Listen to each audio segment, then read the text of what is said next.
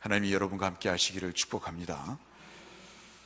1977년에 아마 1월 달로 기억이 되는데 꽤 오래된 일이죠. 지미 카터 대통령, 지금도 존경을 받고 미국 역대 대통령 중에 또 우리나라 대통령 중에 그런 대통령이 나왔으면 하는 참 존경받는 대통령, 그분이 대통령 취임식에 성경에 손을 얹고 선서를 했습니다.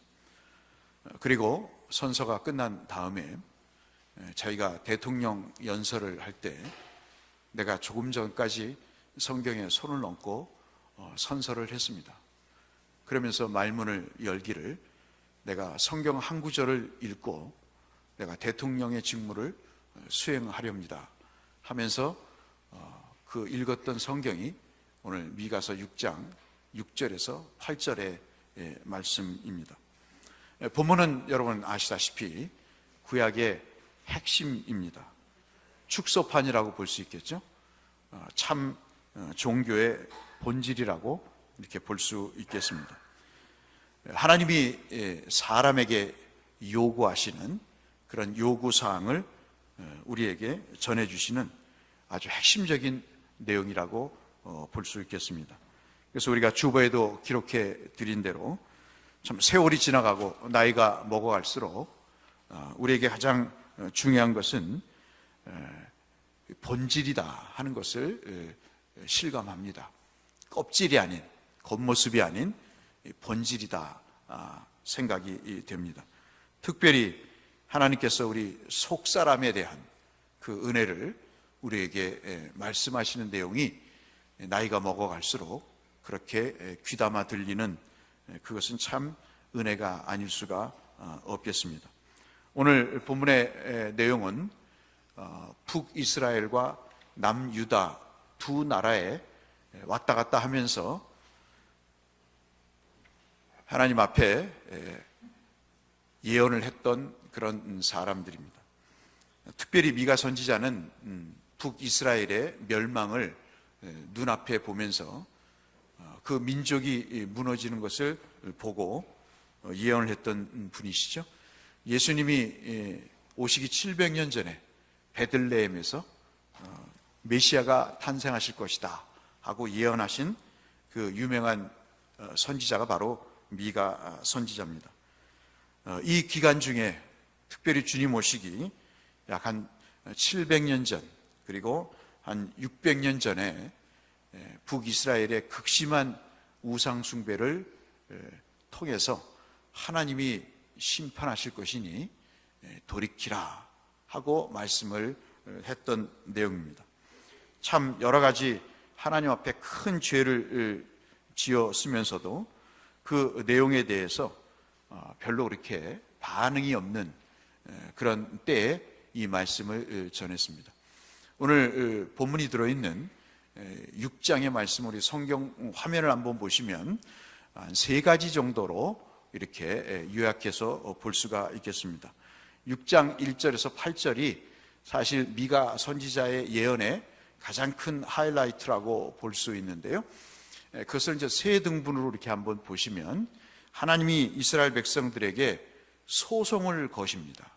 참 재밌죠? 하나님이 자기 백성들에게 재판을 청구하십니다. 시시비비를 가려야 되겠다 그렇게 말씀하시면서 나와 변론을 하자, 나와 쟁변을 하자, 그러면서 특히 2절 말씀에 그렇게 말씀을 하십니다. 그리고 3절부터 5절까지는 하나님이 자신을 보호하십니다. 변호하십니다. 내가 무엇을 너에게 악한 짓을 했느냐, 내가 어떻게 너희들을 괴롭혔느냐, 내가 괴롭힌 것이 있으면 이야기를 해봐라 하면서 3절에 말씀을 합니다. 그리고 5절 말씀에는 내가 의롭게 너희들에게 행한 것을 너희들이 알았으면 좋겠다 하는 말씀으로 자신이 백성들에게 선하신 분이었음을, 의로우신 분이었음을 말씀을 합니다. 그리고 마지막 우리가 오늘 본문이 있는 6절로 8절 말씀에는 내가 이러한 것들을 원한다. 내가 너희들에게 원하는 것은 이 3가지뿐이다. 이 3가지를 너희들에게 원하니 그 뜻을 알았으면 좋겠다 하면서 특히 8절 말씀에 중심을 두면서 그 이야기를 하고 계십니다. 이 말씀을 듣고 어떤 한 사람이 마음에 큰 충격을 받습니다.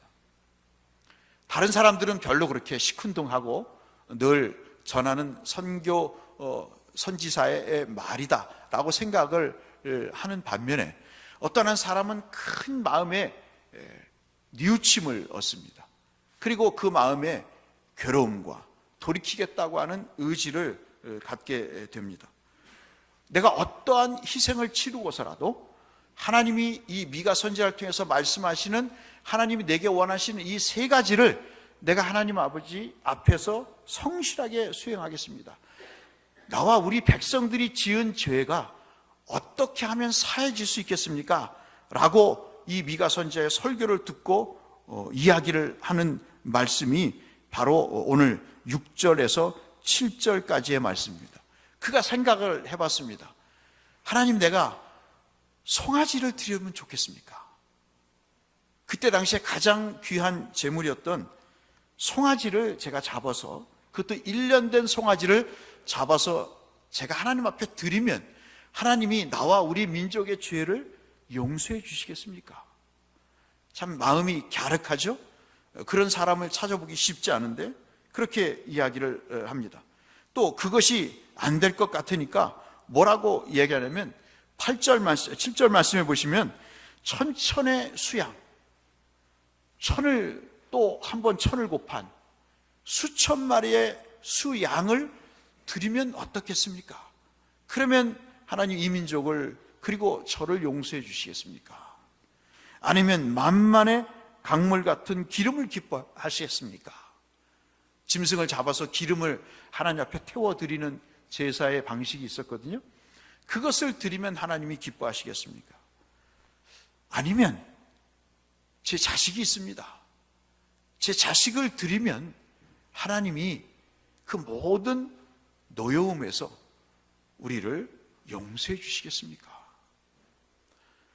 참 그때 당시에 예수님 오시기 800년, 700년 전에 아수르가 732년에 망했다면 북이스라엘이 아수르에게, 그리고 586년에 남유다가 망했다면 그 상황에 이러한 믿음을 볼 수 있는 사람이 많지가 않은데 어떤 한 사람이 그렇게 재물을 점점 많이 드리면 하나님이 우리의 죄를 용서하시겠습니까? 하는 갸륵한 믿음을 보입니다. 거기에 여러 사람들이 이야기를 합니다. 이것은 이스라엘 전통의 참 뿌리 깊은 그냥 제사만 드리면 되는 것이다. 요즘으로 말하면 예배만 드리면 끝이다. 요즘에 말하면 하나님 앞에 드리기만 하면 되는 것이다 라고 생각을 하는 그러한 생각이 있다라고 평가하는 사람도 있습니다. 아니, 이것은 이교도적인 그런 아주 고리타분한 전통적인 제물을 바치면 신의 진노를 모면하는 그런 이교도적인 생각이다라고 비난하는 사람이 더러 있습니다. 맞습니다. 근데 여러분 생각해 보세요. 하나님의 말씀을 듣고 그러면 내가 어떡하죠? 하나님이 그렇게 나를 걱정하시고 나에 대해서 하나님이 심판하셔서 나를 돌이키겠다고 하시는데, 나를 고치시겠다고 하시는데, 하나님, 그러면 내가 어떻게 하면 되겠죠? 그렇게 말하는 사람이 몇이나 되겠어요? 오늘 새벽 기도 때에도 말씀드렸지만 하나님의 말씀을 듣고 그 말씀에 경각심을 갖고 그 말씀이 내게 주신 하나님의 사랑의 메시지를 듣고 알고 깨닫고 그것을 위해서 내가 무엇을 할까요? 라고 이야기하는 사람이 얼마나 되겠습니까? 근데 주님이 미가 선지자를 통해서 말씀하세요. 그 재물이 그렇게 중요한 게 아니야. 이사야 선지자도 그 말씀하셨거든요. 이사야 50장 13절에 얘야, 내가 고기가 없어서 수소의 고기를 먹겠니? 내가 피가 없어서 염소의 피를 마시겠니? 그렇게 말씀을 하십니다. 진정한 용서는 진정한 회개는 은혜가 임하는 거야 라고 말씀을 하시면서 네 삶에 나는 변화가 있기를 원한다, 그렇게 이사야 선지자를 통해서 말씀을 하시고 오늘 미가 선지자를 통해서 말씀하십니다. 미가 선지자는 이렇게 제물을 많이 드리면 하나님이 용서하시겠습니까? 우리를 다시 한번 하나님께서 복을 주시겠습니까? 라고 간절하게 간청하는 그에게 미가 선지자가 그것보다는 하나님은 제물이 아니라 사람을 원하셔. 그러면 사람을 바치라는 말씀입니까? 아니, 하나님은 그 사람의 삶을 원하셔. 그렇게 말씀을 하시는 겁니다. 요즘은요, 어디 가서 목사라는 명함을 내기가 부끄럽습니다. 얼마나 사회에서 목사를 정죄하는지. 자업자득일 수 있겠습니다만은 목사뿐만 아니라 모든 기독교의, 한국 기독교의 형태가 어디 가서 내가 신자라고 하는 말이 부끄러울 상황이 되어버렸습니다. 많은 재물로 교회가 커지고 많은 헌금으로 그것 때문에 네 돈이니 내 돈이니 싸우게 되고, 그로 인해서 은혜가 가득해야 될 공동체 속에 주인 노릇하는 사람들이 나타나고 그것을 뺏으려고, 안 주려고 하는 정말 세상에서도 보지 못하는 일들을 교회에서 우리는 보고 있는 것이. 그러니 하나님 앞에 집을 팔아 드리는 사람도 없지만, 1년 된 수송아지를 드리는 사람도 없지만, 그러나 그렇게 재물을 모아서 그렇게 쌓아둔들 하나님이 그것을 기뻐하시겠냐 이거죠. 오늘 미가 선지자를 통해서 우리에게 말씀하시는 것은 주님의 오심을 준비하는 사순절에 우리가 하나님의 말씀을 되새기며 그 주님의 오심을 다시 새롭게 묵상하는 그 과정 속에 미가 선지자는 오늘 우리에게 말씀하시기를 삶을 드릴 수 없겠니? 라고 말씀을 하고 계십니다. 미가가 원하는 것은 재물이 아니라 우리의 삶 자체임을 말씀하고 있습니다. 그것이 8절 말씀이죠. 8절 말씀에 세 가지로 우리에게 말씀을 합니다. 하나가 뭐냐면 좀 정의롭게 살 수 없니? 그렇게 말씀을 하고 있습니다. 이 정의라는 것은 인간관계 속에서의 올바름을 이야기를 합니다. 특별히 재판의 공정함을 이야기를 하고요, 저울을 속이지 않는 것을 이야기를 합니다. 옛날에 한번 말씀드린 적이 있는지 모르겠습니다만 정육점을 하시는 분이 장로님이 되셨어요. 그 장로님이 장로 임직 때 손을 들고 하나님 앞에 선서하기 전에 제가 고백할 것이 있습니다 라고 말씀하신 적이 있어요. 그 고백의 내용이 뭐냐면, 내가 정육점을 했습니다. 푸주간을 했는데 그램수를 속이면서 지금까지 고기를 팔았습니다. 내가 장로가 되기 전에 하나님 앞에 용서를 구합니다. 그래서 그 많은 사람들이 갑분싸, 갑자기 분위기가 싸해졌어요. 그리고 그분을 위해서 기도를 했습니다. 얼마나 은혜스럽게 그 장로 임직이 됐는지 아직도 제 기억 속에. 어떻게 그렇게 그것을 고백할 수 있었을까? 아무도 모르는데, 아무도 그 일을 알지 못하는데 임직을 앞두고 그분 마음속에 성령이 역사하셨지 않겠습니까? 그것을 장로가 되기 전에 고백해라, 하나님 앞에 사람 앞에 고백해라 라는 마음의 감동을 주시지 않았겠습니까? 오늘 미가 선지자는 우리에게 이야기를 합니다. 그리스도를 따라가니? 그러면 정의롭게 살았으면 좋겠다, 그렇게 말씀을 합니다. 정의는 공의로 표현되기도 하고 하나님의 속성을 이야기를 합니다. 이사야 30장 18절에도 보시면 여호와는 정의의 하나님이시다. 그렇게 말씀을 하세요. 아모스 5장 24절은 여러분 잘 아시잖아요. 하나님께서 오직 정의를 물같이, 공의를 마르지 않는 강물같이 흘러가게 하라. 누구를 통해서요? 너 자신을 통해서 그렇게 흘러가게 하라 하는 말씀이 있습니다. 여러분, 이 정의가 뭘까요? 준법 정신일까요? 그렇습니다. 그럼 가장 중요한 것은 공동체 속에서, 우리 교회 속에서, 우리 직장 속에서, 우리 가정 속에서 우리의 주어진 책임을 다하는 겁니다. 우리 기독교가 욕을 얻어먹는 것 중에 하나가 뭐냐면 자기의 자리는 주장을 해요. 내가 목사다, 내가 장로다, 내가 권사다. 그렇지만은 그 직분에 따르는 자기의 책임은 다하지 않는 거예요. 그것이 얼마나 부끄러운 일인가요? 서양 기독교가 여러 가지 욕을 얻어먹지만 그들이 가장 그래도 최우선의 덕목으로 여기는 것은 그들이 정의로운 것이죠.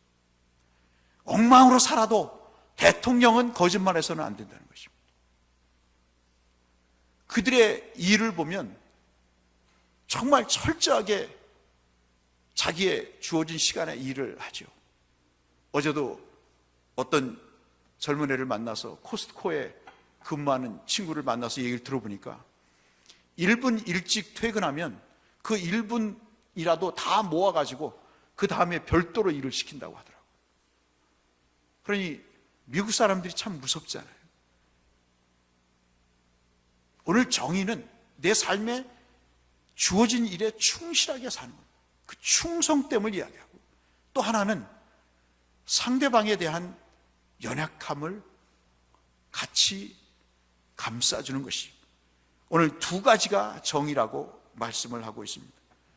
우리가 각자의 권리를 보장해 주지 않습니다. 자기의 책임을 다하지 않으면서 다른 사람의 권리를 우리는 망가뜨립니다. 여러분 마음속에 생각해 보세요.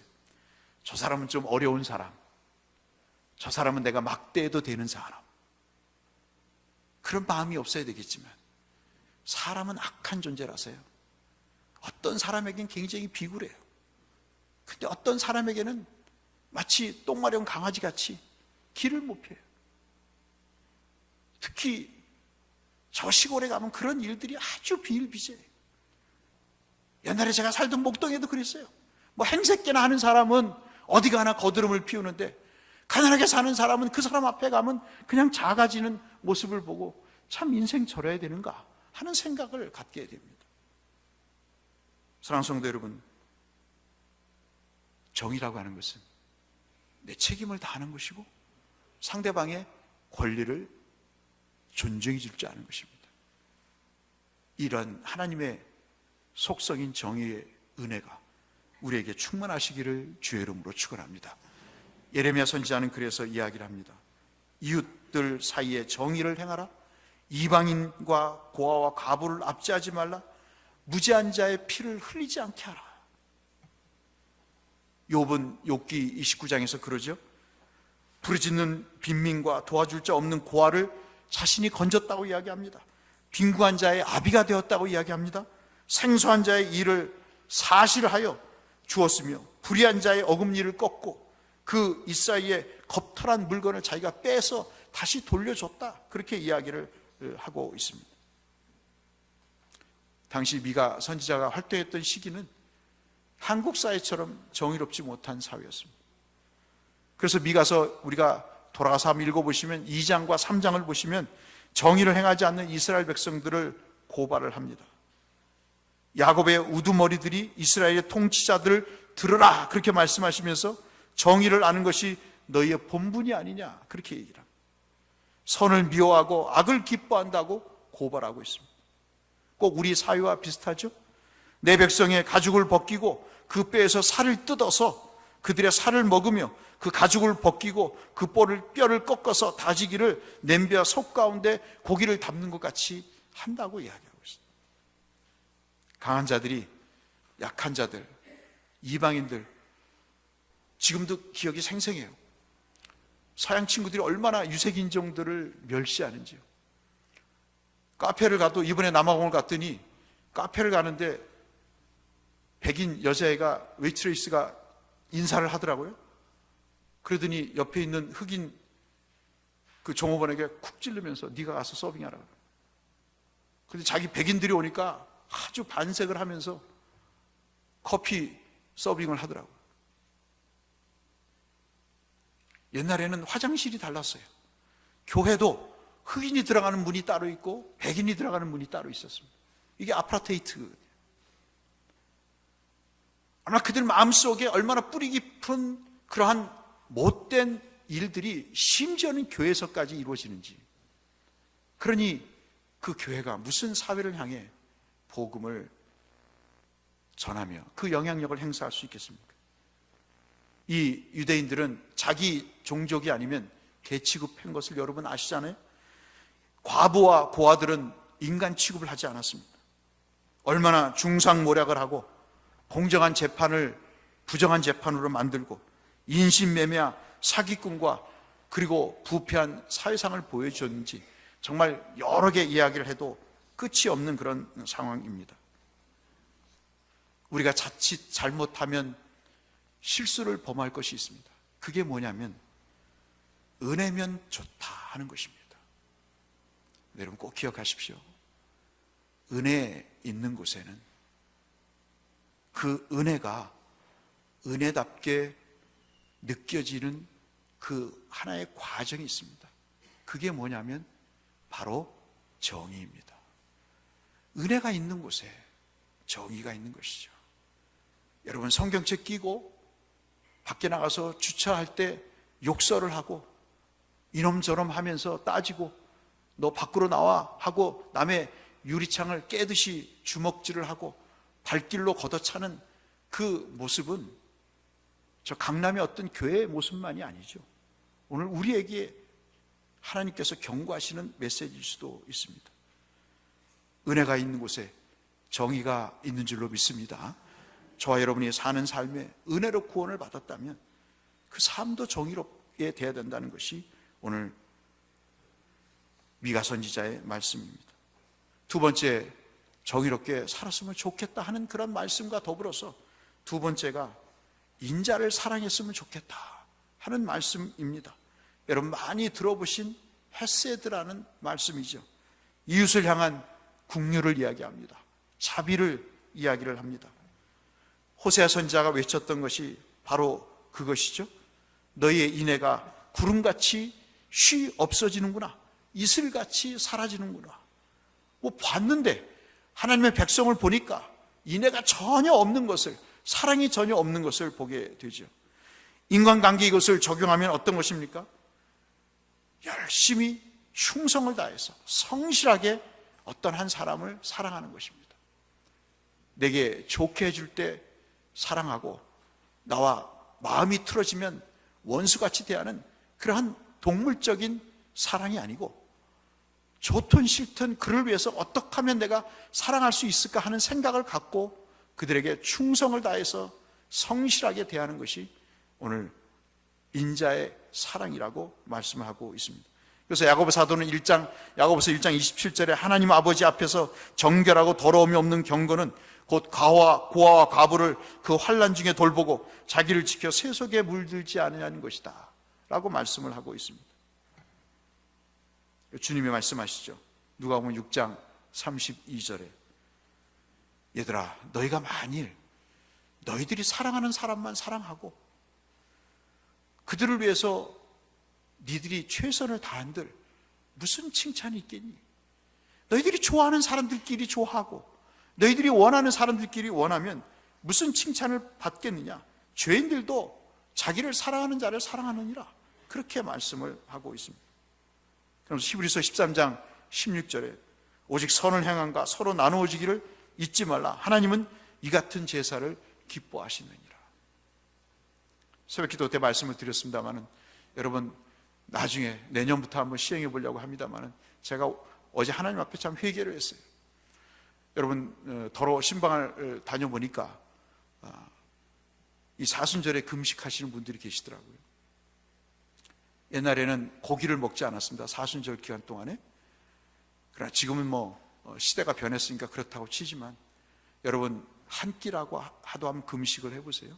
그리고 1,000원이든 10,000원이든 5,000원이든 10만 원이든 그것을 모아가지고 심장병 어린이를 도와준 적이 있습니다. 여러분 그렇게 꼭 한번 해보세요. 이게 하나님이 기뻐하시는 제사다, 그렇게 말씀하고 있습니다. 메이커 옷을 입고 자랑하고 돈 있는 것을 자랑하고 권력 있는 것을 자랑하는 것은 결코 그리스도인의 모습이 아닌 것이죠.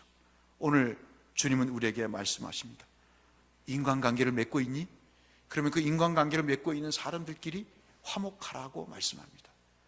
여러분 교회에 와서까지 원수같이 대하고 인사도 안 하고 말도 안 거는 그런 상황이라면 이게 어찌 천국이겠어요, 여러분? 이게 어찌 그리스도를 따라가는 사람의 모습이겠습니까? 직장 가면 저놈을 내가 밟고 일어서서 내가 출세를 해야 되겠다고 생각한다면 그 사람이 어떻게 그리스도인이겠어요, 여러분? 오늘 주님은 우리에게 두 번째로 말씀하시는 것이, 좀 사람을 사랑할 수 없겠니? 좀 제대로 사랑할 수 없겠니? 라고 주님이 말씀을 하십니다. 이 은혜가 있기를 주의 이름으로 축원합니다. 마지막 세 번째는 겸손한 동행입니다. 내 하나님과 함께 하기를 원한다, 그렇게 말씀합니다. 성경에서는 이거를 할라크라 얘기합니다. 할라크라는 말은 함께 걷는다, 일반적으로 걷는다, 그런 뜻입니다. 거기에는 동행의 의미가 있습니다. 하나님과 겸손히 사는 사람이 오늘 하나님이 원하시는 삶임을 이야기하고 있습니다. 여러분 성경 여러 곳에서는 교만이 오면 욕도 온다고 말씀합니다. 겸손한 자에게 지혜가 있다고 말씀을 합니다. 하나님과 함께하는 사람은 겸손할 수밖에 없다고 이야기를 하죠. 그 하나님의 권위 앞에, 그 하나님의 은혜 앞에, 그 하나님의 축복 앞에 내 자신이 겸손해질 수밖에 없는 것이죠. 여러분 예수를 믿으면 하나님 앞에 절대로 권위적일 수가 없습니다. 하나님 앞에든 사람 앞에든 그렇게 권위를 내세우고 그렇게 거드름을 피울 수가 없는 것이죠. 왜냐하면 주님이 그에게 은혜를 베푸셨기 때문에 그 은혜를 받은 내게 있어서의 속성은 하나님의 은혜가 가득하기 때문에 사람을 대할 때도 저 사람도 은혜 받은 사람으로 여기기 때문에 그들을 겸손하게 대할 수밖에 없는 것입니다. 주님을 만나지 못했기 때문에 교만할 수밖에 없는 거죠. 참 불쌍할 때가 있어요. 주여 언제 깨닫게 하시겠습니까? 언제 고쳐주시겠습니까? 언제 참 예수 그리스도를 믿는 그 길에 정말 저 사람이 들었을 수 있겠습니까? 여러분 에녹 아시잖아요. 하나님과 함께 하심으로, 하나님과 동행함으로 하나님이 그를 데려가셨다 그랬습니다. 사망이 없는 상태로 바꿔놓으셨다는 거죠. 고통의, 죽음의 고통과 슬픔을 넘어서서 하나님과 함께하는 사람은 그 천국의 입성의 기쁨을 하나님이 주신 거라고 말씀하고 있습니다. 겸손히 하나님과 함께 행하라는 것은 모든 매사의 삶에 하나님을 의식하고 살라는 것입니다. 이게 참 우리에게 중요한 것 같아요. 누구와 동행하십니까, 여러분? 여러분 주위에 누가 계십니까? 한 자락의 말씀이라도 권면하면서 우리가 이렇게 살자고, 지금 사순절이니까 이렇게 한번 기도하자고, 우리가 성도들이 아픈 사람이 많으니 이장로님 기도하신 것처럼 그렇게 그들을 위해서 기도하자고, 강원도에 그렇게 불바람이 불어서 그렇게 모든 것이 탔으니 우리가 시간을 내서 한번 교인들에게 전화를 해서 함께 모여서 기도해보자고, 그렇게 의롭게, 그렇게 사랑으로, 그렇게 하나님과 동행하는 삶을 한번 살아보자고 이야기하는 사람이 주변에 있습니까, 여러분? 우리는 참 멀리 살고 있어요. 하나님의 뜻과 멀리 살고 있습니다. 경건의 모양은 있는 것 같지만 경건의 능력이 없는, 어찌 보면 주님과 다른 길을 가고 있는지도 모릅니다. 내 자신을 돌이켜보면 내가 예수 믿는 사람인지 세상 사람인지 모를 정도로 그렇게 구분 없이 살아가는 모습을 봅니다.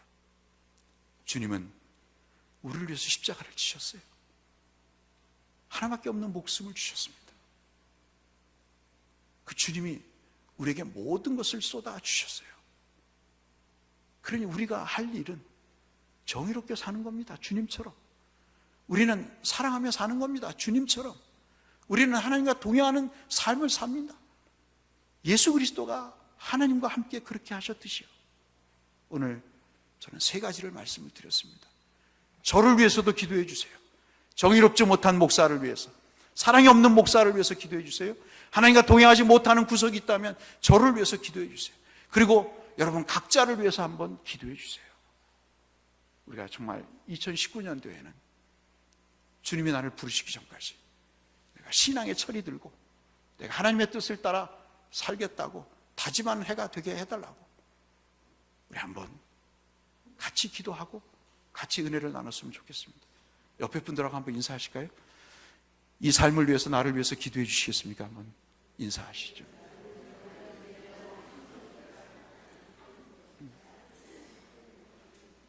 저는 이 사순절 기간 동안에 우리 교회에 그런 기도 소리가 가득했으면 좋겠어요. 여러 가지 어렵고 힘든 상황 속에서도 서로 내가 당신을 위해서 기도하고 있어요 라고 한다면 얼마나 좋습니까? 교회 오고 싶고 그 사람이 그리워지고 얼마나 좋겠어요. 여러분, 이 시간 잠깐 한번 기도하시죠.